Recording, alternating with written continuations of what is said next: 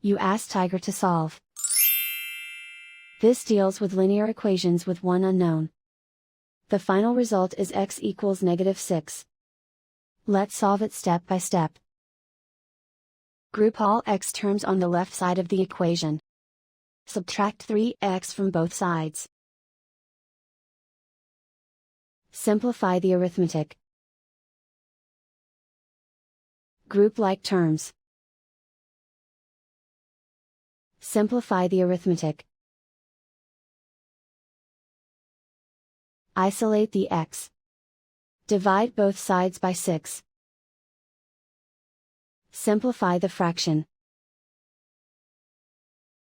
Find the greatest common factor of the numerator and denominator. Factor out and cancel the greatest common factor. And so the final result is x equals -6.